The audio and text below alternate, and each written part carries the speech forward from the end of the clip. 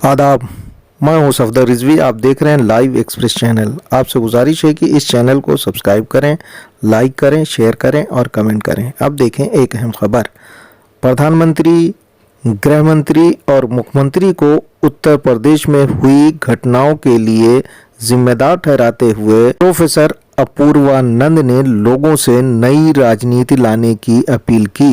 Way association for publication of civil rights की तरफ से जारी की गई एक रिपोर्ट के मौके पर हुए कार्यक्रम में बोल रहे थे।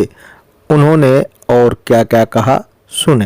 प्रोफेसर अपूर्वानंद साहब से कि वो अपनी बात रखें। रिपोर्ट आपके हाथ में है और यह उत्तर प्रदेश में 2 वर्ष पहले 2019 दिसंबर में जो कुछ भी हुआ था, जब नागरिकता के नए कानून के खिलाफ आंदोलन शुरू हुआ और आंदोलन के शुरू होते ही उसका दमन जिस तरह किया गया, उस वक्त से लेकर और उसके बाद तक की एक रिपोर्ट इसमें है। इस बात को नोट करना बहुत जरूरी है और कहना बहुत जरूरी है। यह ठीक है कि यह सब कुछ एक राजनीतिक विचारधारा के कारण हो रहा है। यह ठीक है कि आखिरकार इसका स्रोत राष्ट्रीय स्वयंसेवक संघ है। यह बात भी ठीक है कि प्रधानमंत्री, गृह मंत्री, उत्तर प्रदेश के मुख्यमंत्री इसके लिए जिम्मेदार हैं। लेकिन हमें इस बात को रेखांकित करना चाहिए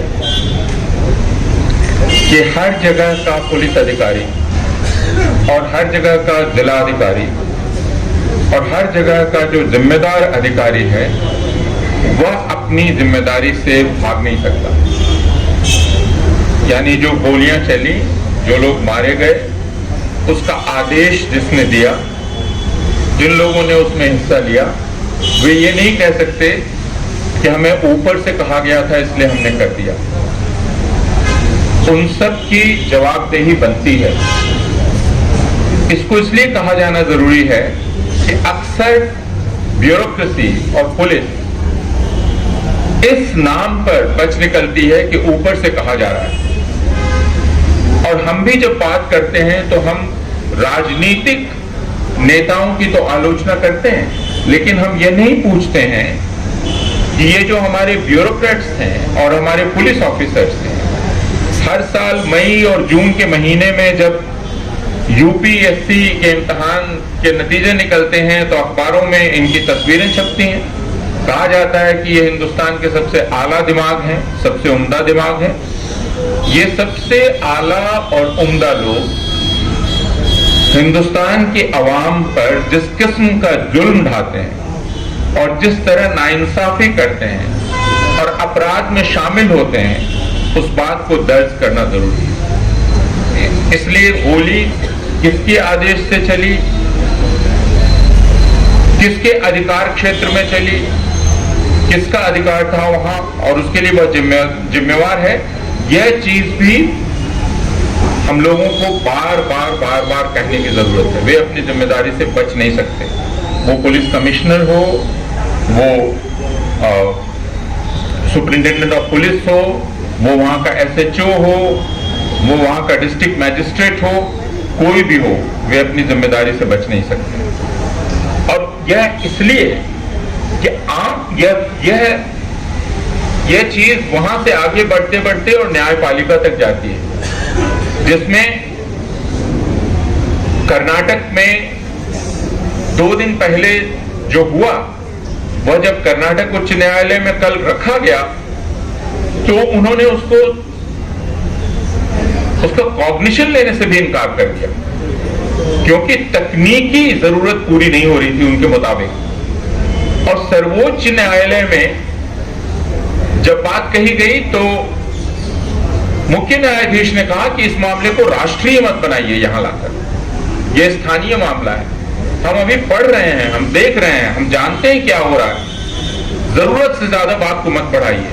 और अब बात इतनी बढ़ चुकी है कि सिर्फ कर्नाटक में नहीं, हम जानते हैं कि न जाने कितने राज्यों में हिजाब पहने हुए लड़कियों और औरतों को बेइज्जत किया जा रहा है और उसके खिलाफ बाकायदा हिंसा की जा रही है। तो ये सारे इंस्टीट्यूशंस, वो पुलिस का इंस्टीट्यूशन हो, वो जुडिशरी का इंस्टीट्यूशन हो, वो ब्यूरोक्रेसी हो, इन सब की जवाबदेही तय करना भी हमारे लिए बहुत जरूरी है। हम सबको पता है कि यह एक व्यापक राजनीति के तहत हो रहा है और उस राजनीति को बदलना और नई राजनीति लाना हमारी जरूरत है, लेकिन उसके बाद जिन्होंने इसमें हिस्सा लिया वे पुलिस अधिकारी और वे दूसरे अधिकारी अगर इसके लिए जवाबदेह नहीं ठहराए जाएंगे तो फिर हम किसी इंसाफ की बात की कल्पना नहीं कर सकते। यह रिपोर्ट, जैसा हरतोष ने कहा और रिपोर्ट से पढ़कर ही कहा, कि यह रिपोर्ट सिर्फ एक याददाश्त को जिंदा रखने की जंग भी है, लेकिन उसके साथ साथ इंसाफ की जंग भी है, क्योंकि यह चीज गुजरात से शुरू हुई थी 2002, आज से 20 साल पहले। हम फरवरी के महीने में हैं और आज से कुछ दिन बाद हम 20वीं सालगिरह उसकी मनाएंगे, मार्क करेंगे। गुजरात में जो जनसंहार हुआ था मुसलमानों का, उसकी उस जनसंहार के बाद गुजरात के मुख्यमंत्री ने गुजरात के हिंदुओं से कहा कि तुम पर यह आरोप लगाया जा रहा है कि गुजरात में बलात्कार हुआ, गुजरात में बच्चों को मारा गया, गुजरात में मुसलमानों को मारा गया, क्या यह बात सच है? और उन्होंने खुद जवाब दिया कि यह बात सच नहीं है। आपको वो वीडियोस देखने चाहिए जो गुजरात गौरव यात्रा के वीडियोस हैं, जिसमें गुजरात के मुख्यमंत्री बाकायदा गुजरात की जनता को डिनायल में ले जा रहे हैं कि यह सब कुछ नहीं हुआ, यह दुष्प्रचार है और गुजरात का अपमान है। और अब यह आदत बन गई है, जैसे उत्तर प्रदेश में मारा गया और मार के कहा गया कि हमने मारा ही नहीं, मुसलमानों ने खुद अपने आप को मार लिया। इसलिए यह हत्याएं हैं कि नहीं हैं, यह जानना ही हम लोगों के लिए बहुत मुश्किल है। आज हम जिस समय यह बात कर रहे हैं, मैं एक रिपोर्ट पढ़कर आ रहा हूं। वह रिपोर्ट संभवतः हिमाचल प्रदेश की है, जिसमें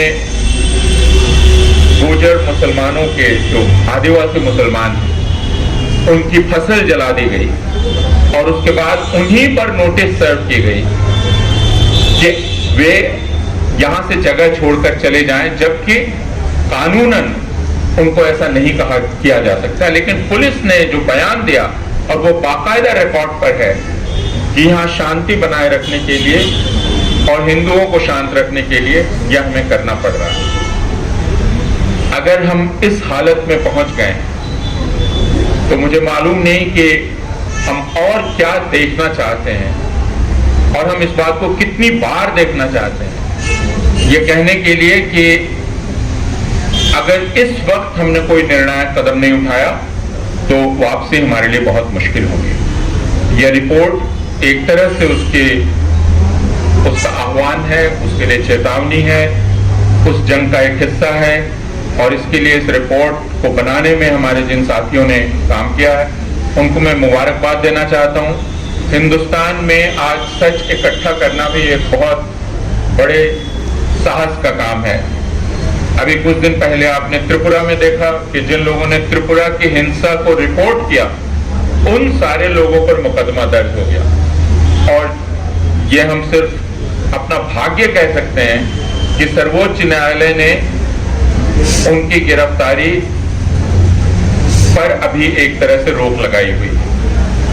102 लोगों को नोटिस जारी हुई क्योंकि उन्होंने त्रिपुरा की हिंसा की बात की थी। इसलिए इस रिपोर्ट को लिखना, इसके लिए तथ्य इकट्ठा करना, यह भी एक बहुत जोखिम का काम है।